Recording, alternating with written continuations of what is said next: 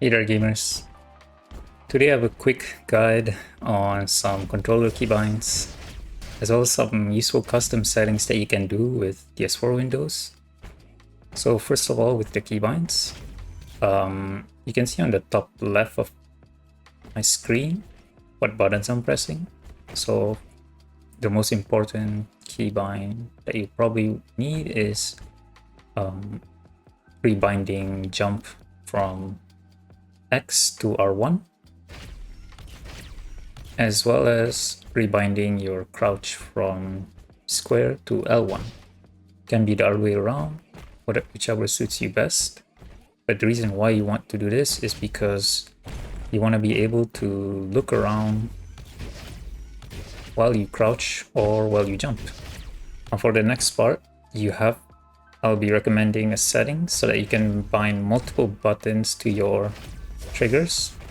And for that, you need to first of all be playing on PC, and you have to download and install DS4Windows, which is a third-party software you can use to remap your PlayStation controllers, as well as mess with some other settings. So let me just demonstrate how it functions first. So with this sword, if you pay attention to the R2 bar on my bottom left of the screen, it's doing the primary attack or primary fire at 80% input.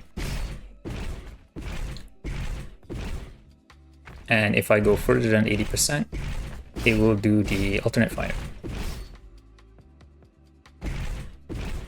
And the same thing goes for my primary and alternate ability. If I go only 80%, it will use the shoddy, which is the alternate ability on commando. And if I go above 80%, it will use the rocket.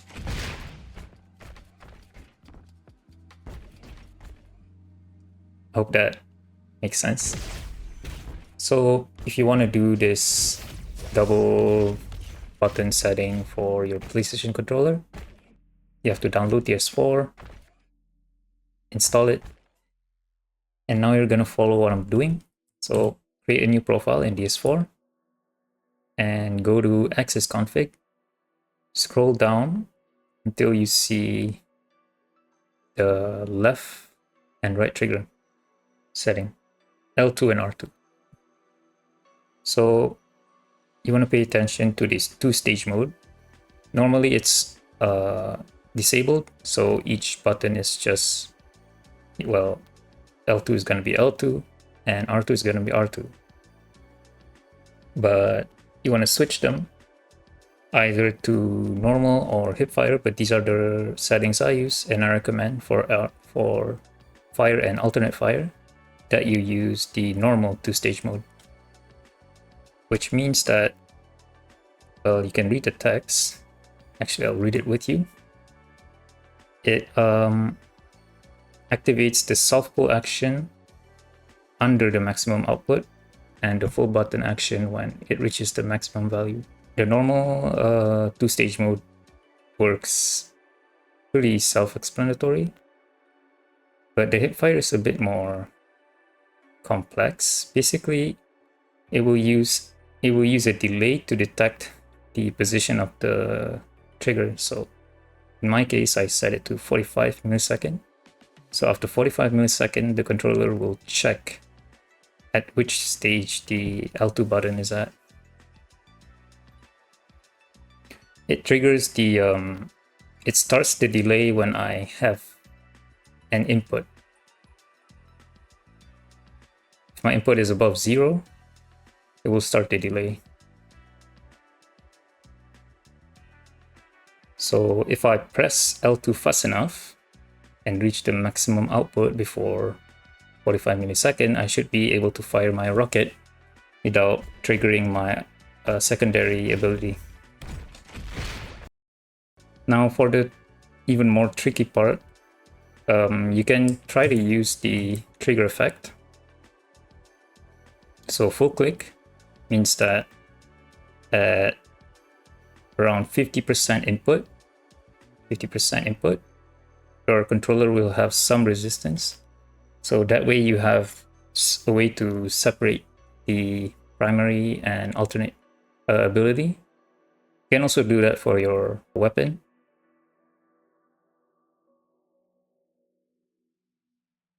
I forgot to mention, you have to also click on full and then click on the button you want to use for your missile or your primary ability, in my case left button.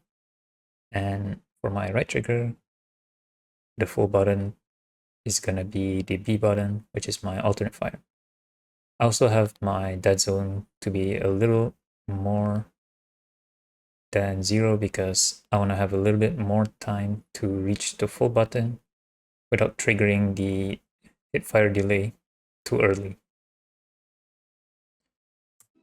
I just found out about the Steam input. It actually functions the same as the two-stage mode inside of DS4Windows, except you cannot change the mode to hipfire. So you just have the normal two-stage input. So it works just the same for the weapon. If I hold down my trigger a little bit, it will do the fire, and if I hold it to the maximum, then it will do the alternate fire. But with Steam input, you cannot do the hipfire settings, so you can't skip your alternate secondary to fire your did I say alternate secondary? You cannot skip your secondary ability to fire your primary. So I'm gonna hold the left trigger to full. It's gonna fire the shotty instead of the rocket. Now, yeah, that's the main disadvantage of just using Steam input. But if you don't have the you don't have a PlayStation controller, then this is what you might consider. You're just using a Xbox or some other controller that's not supported by DS4Windows.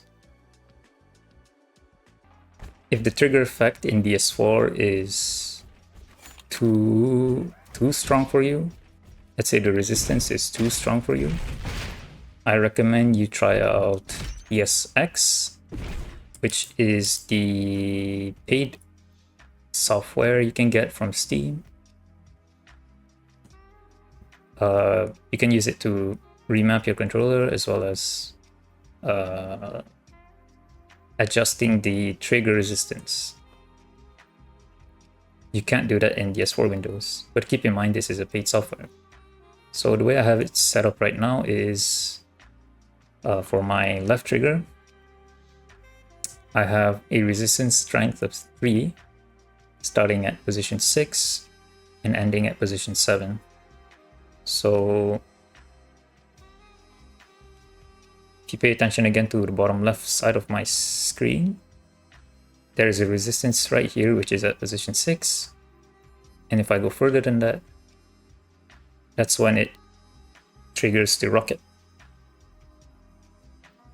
Now, same thing for my right trigger. I'm messing around with the setting, the GameCube setting, which works very similar to the weapon setting. It's just slightly more resistance strength. So this is a little bit technical. If you are gonna use DSX for your resistance setting, then you have to configure hit hide, which is another application that you can download, but it comes with DSX if you purchase it, but you can download hit hide separately for free. In my case, I had hit hide before I purchased DSX. Anyways, so in applications, you want to configure it so that it can see the controllers from DS4Windows and also from DSX, which is, I guess, this one right here from Steam. And I'm pretty sure the hit hide client is a default software that's going to be on this list. And after you configure that, you want to go here and you want to hide your controller. In my case, this is PS5 controller. I hit it.